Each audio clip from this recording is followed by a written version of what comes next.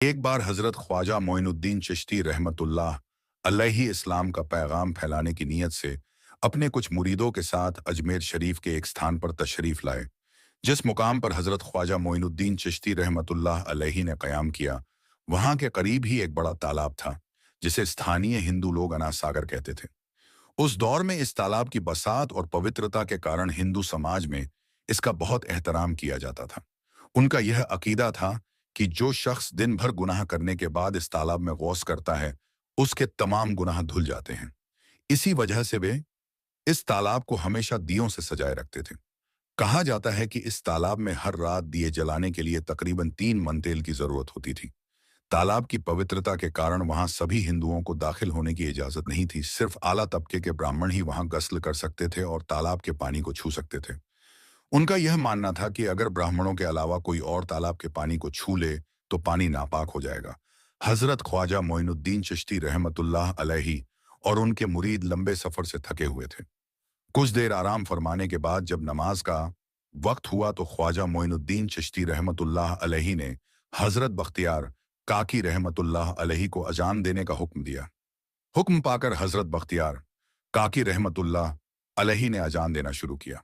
उस वक्त हिंदुस्तान में तौहीद का पैगाम और अजान के अल्फाज किसी ने नहीं सुने थे। जब लोगों ने पहली बार अजान के अल्फाज सुने तो उनके दरमियान हलचल मच गई।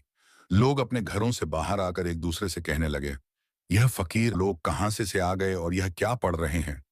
अजान खत्म होने के बाद हजरत ख्वाजा मोइनुद्दीन चिश्ती रहमतुल्लाह अलैहि और उनके साथियों ने अना सागर तालाब पर जाकर वजू करना शुरू किया।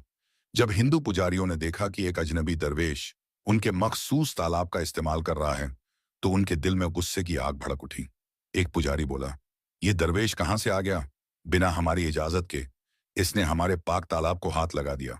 हम इस तालाब को कितना मुकद्दस मानते हैं और इन मुसाफिरों ने इसे नापाक कर दिया है। इसका कोई हल नहीं निकालना ही होगा।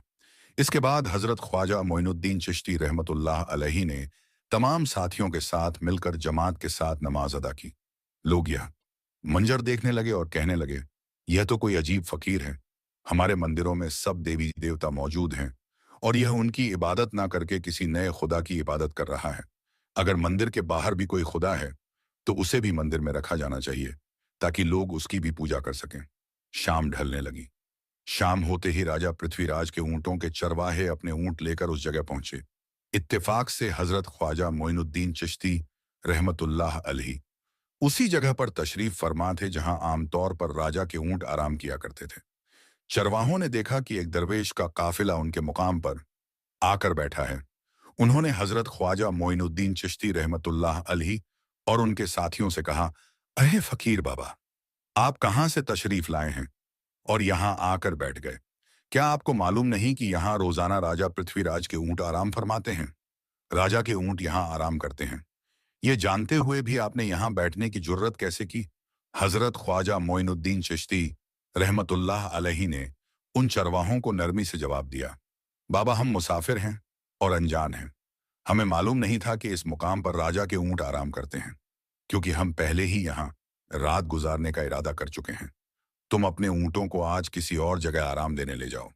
आसपास बहुत सी जगह हैं। हजरत ख्वाजा मोइनुद्दीन चिश्ती रहमतुल्लाह अलैहि का जवाब सुनकर पृथ्वीराज के चरवाहे बोले, फकीर की हिम्मत तो देखो, कहता है कि राजा के ऊंटों को कहीं और ले जाए और खुद यहां बैठ रहेंगे। फकीर बाबा, यह तो हरगिज मुमकिन नहीं है। राजा के ऊंट अपने ही मुकाम पर बैठेंगे।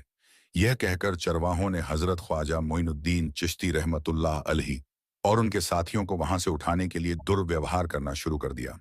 हजरत ख्वाजा मोइनुद्दीन चिश्ती रहमतुल्लाह अलैहि बहुत ही सरल स्वभाव के थे। जब उन्होंने देखा कि चरवाहे दुर्व्यवहार कर रहे हैं तो उन्होंने बख्तियार काकी रहमतुल्लाह अलैहि से कहा, बख्तियार, हम यहाँ बैठकर क्या करेंगे? जब राजा के ऊंटों को यहीं बैठाना है तो रहने दो, ऊंट यहीं बैठे, हम यहाँ से जा रहे हैं। यह कहकर हजरत ख्वाजा मोइनुद्दीन चिश्ती रहमतुल्लाह अलैहि अपने साथियों के साथ वहां से चले गए। अगली सुबह जब ऊंटों को फिर से चरागाह में ले जाने का समय आया तो चरवाहे ऊंटों को उठाने की कोशिश करने लगे, लेकिन बार बार कोशिश के बावजूद वे ऊंटों को उठा नहीं सके, क्योंकि अल्लाह के वली हजरत ख्वाजा मोइनुद्दीन चिश्ती रहमतुल्लाह अलैहि ने कहा था कि ऊंट यहीं बैठेंगे। अल्लाह रब्बुल आलमीन ने उनकी यह दुआ कबूल कर ली थी। और ऊंटों को आदेश दिया था कि जब तक मोइनुद्दीन चिश्ती खुद नहीं कहेंगे तब तक वे यहीं बैठे रहेंगे। इसके बाद चरवाहे ऊंटों के ना उठने का कारण जानने लगे। उनमें से एक नेक चरवाहा था जिसने कहा, क्या तुम्हें याद है कि हमने कल यहां से एक दरवेश को उठाया था? जाते जाते उन्होंने कहा था कि हम जा रहे हैं, राजा के ऊंट यहीं बैठेंगे। मुझे लगता है कि उनके कहे शब्दों के कारण ही राजा के ऊंट उठ नहीं पा रहे हैं। शायद वह कोई बड़े वली हैं या अल्लाह का कोई अवतार है। इस बात को महामहिम राजा के समक्ष रखते हैं। इसके बाद चरवाहे पृथ्वीराज के पास पहुंचे और हाथ जोड़कर निवेदन किया, महाराज, हमने बहुत कोशिश की, लेकिन आपके ऊंटों को उनके स्थान से नहीं उठा सके और उन्हें चरागाह में घास चराने नहीं ले जा पा रहे हैं। राजा पृथ्वीराज ने आश्चर्य से पूछा, क्या ऊंटों को कोई बीमारी है जिस कारण वे उठ नहीं पा रहे? चरवाहों ने कहा, महाराज, ऊंट पूरी तरह स्वस्थ है, उन्हें कोई बीमारी नहीं है। पृथ्वीराज ने कहा, तो फिर वे अपनी जगह से क्यों नहीं उठ रहे? चरवाहों ने कहा, महाराज, कल उस स्थान पर एक दरवेश बैठे थे, हमने उनके और उनके साथियों के साथ काफी दुर्व्यवहार किया और उन्हें वहां से उठा दिया था। जाते जाते उन्होंने कहा था, राजा के ऊंट यहां बैठेंगे और उठेंगे। नहीं, हमें लगता है कि दरवेश की बददुआ के कारण ही ऊंट अपनी जगह से नहीं उठ पा रहे हैं। तब पृथ्वीराज ने हुक्म दिया, अच्छा जाओ और उस दरवेश को मेरे पास ले आओ। जब हजरत ख्वाजा मोइनुद्दीन चिश्ती रहमतुल्लाह अलैहि पृथ्वीराज के दरबार में पहुंचे तो पृथ्वीराज ने उनसे पूछा, ए दरवेश, आपने मेरे ऊंटों को क्यों पंगु बना दिया है? मेरे ऊंट भूखे मर रहे हैं, कृपया अपना जादू उनसे हटा ले। अगर जादू नहीं हटाया तो मेरे ऊंट भूखे मर जाएंगे। पृथ्वीराज की बात सुनकर हजरत ख्वाजा मोइनुद्दीन चिश्ती रहमतुल्लाह अलैहि मुस्कुराते हुए बोले, हे अल्लाह के बंदे, हम मुसलमान हैं और मुसलमान कभी जादू नहीं करते। तुम्हारे ऊंटों को मैंने नहीं, बल्कि इस संसार के पालनहार महान अल्लाह रब्बुल आलमीन ने बैठाया है। उनकी आज्ञा से ऊंट बैठे हैं और उनकी आज्ञा से ही उठेंगे। लेकिन मैं उस सर्वशक्तिमान से प्रार्थना कर सकता हूं कि वह तुम्हारे ऊंटों को उठने की अनुमति दे। इसके बाद हजरत ख्वाजा मोइनुद्दीन चिश्ती रहमतुल्लाह अलैहि ने अल्लाह से दुआ की, हे अल्लाह, इन ऊंटों को उनकी जगह से उठने की तौफीक दें। हजरत ख्वाजा मोइनुद्दीन चिश्ती रहमतुल्लाह अलैहि की दुआ करते ही चरवाहों ने देखा कि ऊंट अपनी जगह से उठकर चरागाह की ओर बढ़ने लगे। यह दृश्य देखकर चरवाहे चकित रह गए और हजरत ख्वाजा मोइनुद्दीन चिश्ती रहमतुल्लाह अलैहि की करामत की खबर पूरे अजमेर में फैल गई। जैसे जैसे हिंदुओं के बीच हजरत ख्वाजा मोइनुद्दीन चिश्ती रहमतुल्लाह अलैहि की करामत की बातें फैलने लगी और इस्लाम की महानता उनके सामने प्रकट होने लगी, मंदिर के पुजारी भयभीत हो गए। वे सोचने लगे, अगर यही चलता रहा तो सभी हिंदू मुसलमान बन जाएंगे। तब वे पृथ्वीराज के पास पहुंचे और निवेदन किया, महाराज, यह दरवेश हमारे राज्य में अशांति फैला रहे हैं। यदि आपने अभी इनका कोई उचित समाधान नहीं निकाला तो यह दरवेश सभी हिंदुओं को मुसलमान बना देंगे और तब हमारे देवताओं की पूजा करने वाला कोई नहीं बचेगा। आप इन्हें यहां से भगा दें, नहीं तो ये हमें यहां से बाहर निकाल देंगे। महाराज, हम आपको एक और भयावह बात बताना चाहते हैं। यह दरवेश कहते हैं कि जिन मूर्तियों की हम पूजा करते हैं वे पूजनीय नहीं हैं। उनका कहना है कि यह केवल निर्जीव पत्थर है जिनमें कोई शक्ति नहीं है। यह साधारण लोगों को इस तरह की बातें बताकर भ्रमित करना चाहते हैं। सबसे आपत्तिजनक बात यह है कि यह दरवेश हर दिन 5 बार हमारे पवित्र तालाब में हाथ लगाकर उसे अपवित्र कर रहे हैं।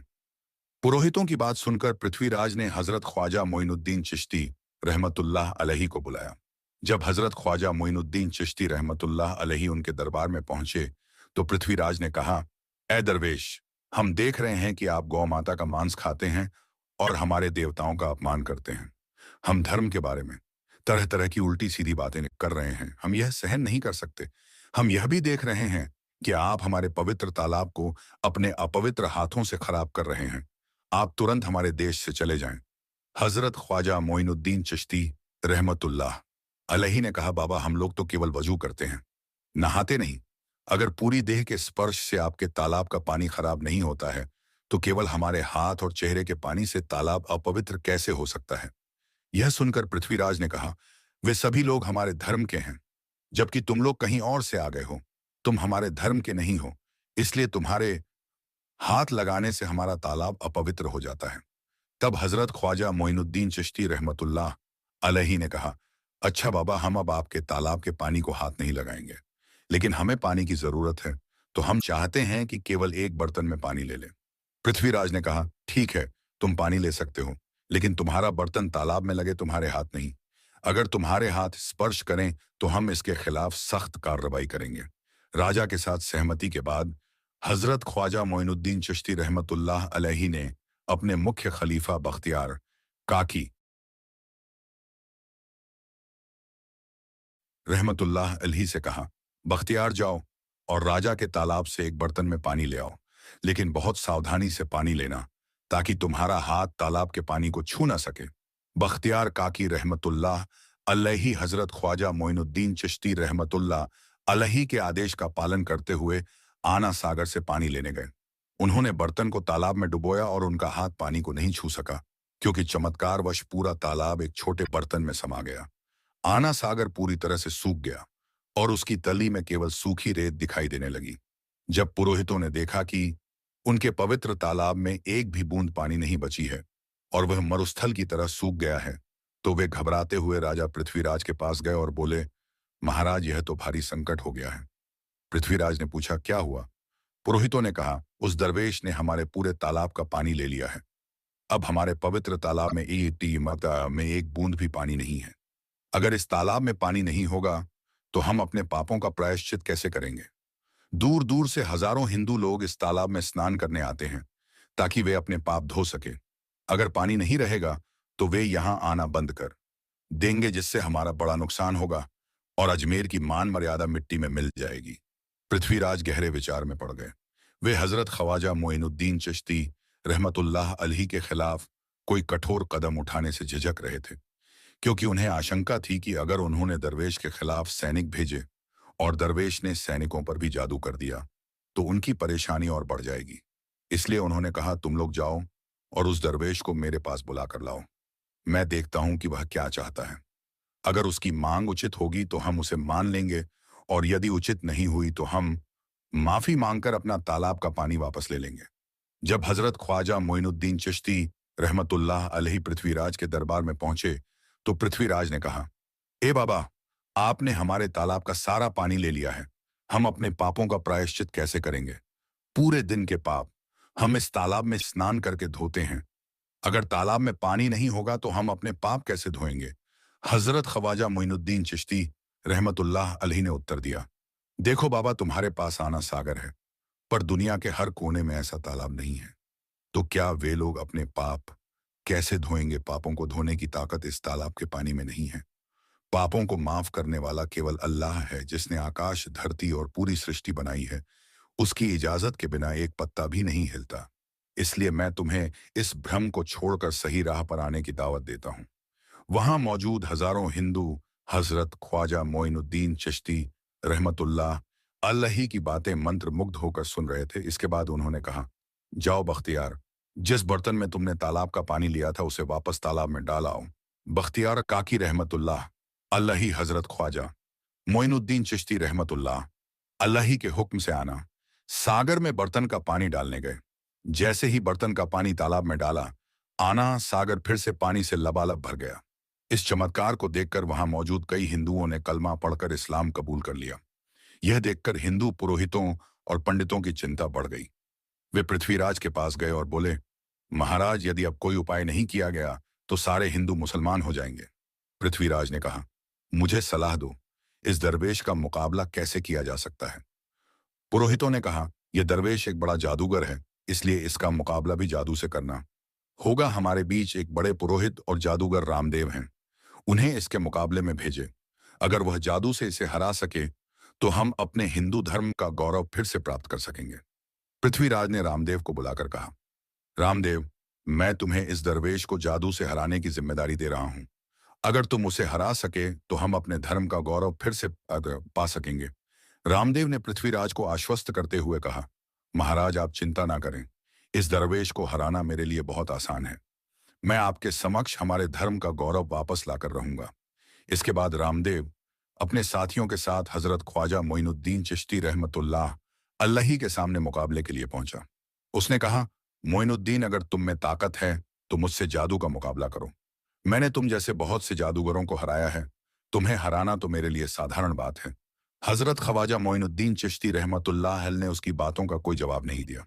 रामदेव ने देखा कि हजरत ख्वाजा मोइनुद्दीन चुप है, तो उसने गाली गलौज करना शुरू कर दिया।